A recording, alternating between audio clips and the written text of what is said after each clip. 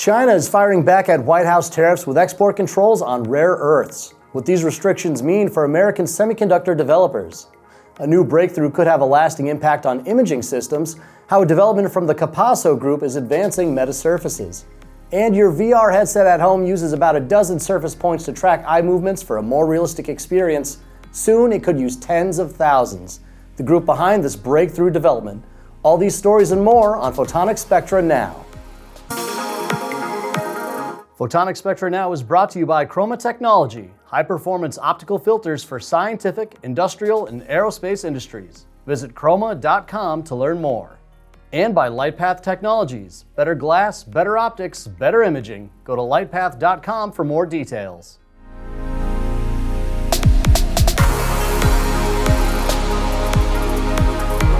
Hi, and welcome to Photonic Spectra Now, covering your top headlines in the world of photonics. I'm Joe Kaczynski, a senior editor with Photonic Spectra.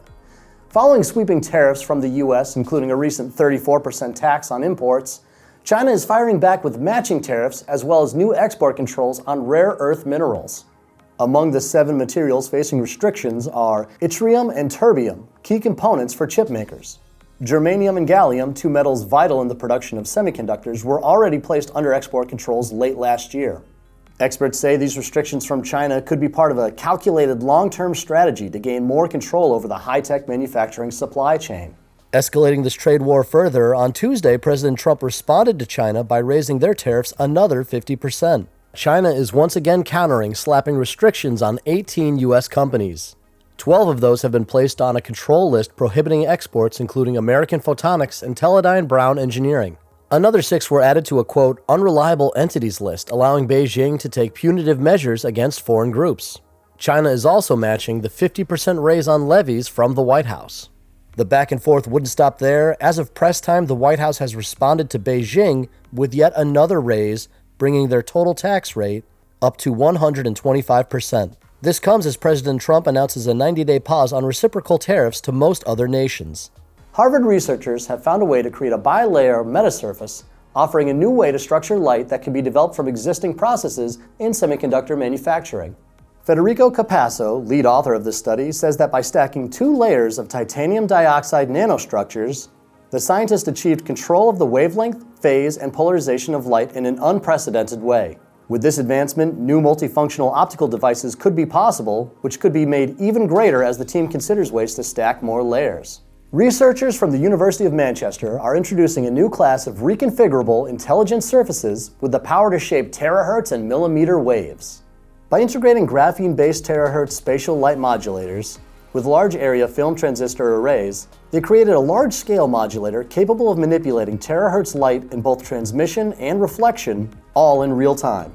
Showing the potential of this development, researchers demonstrated how the platform could offer programmable terahertz transmission patterns, dynamic beam steering, and even the imaging of concealed metal objects.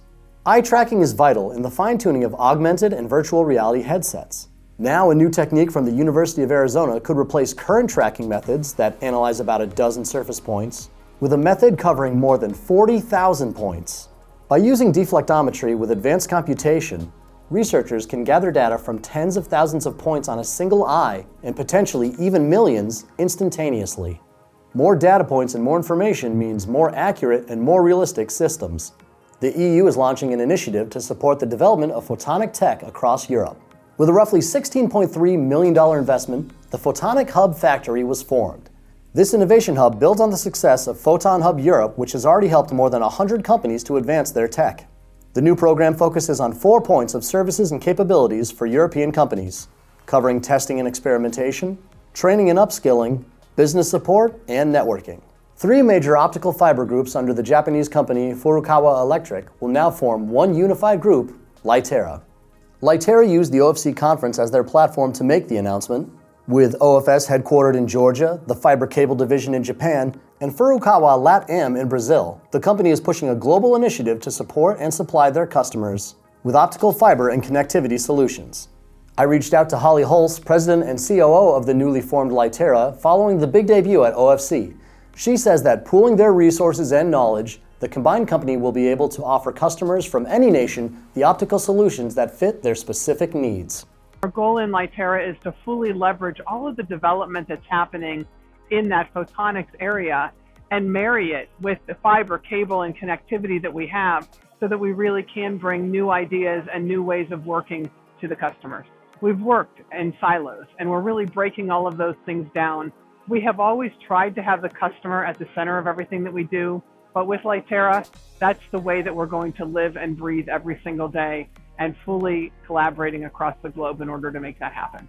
Along with the new unified front, Lightera used OFC to showcase its enhanced optical fibers and new fiber splicing systems, among other products. Have news you'd like to share or suggestions for our team? You can send any story tips, questions, or comments to video@photonics.com. Give us a like and click that subscribe button in the corner for all the latest videos from Photonics Media, and be sure to follow us on all your favorite social media platforms. Remember, you can always find more details on these stories and everything else happening in the industry by going to photonics.com. I'm Joe Kaczynski, and thanks for watching.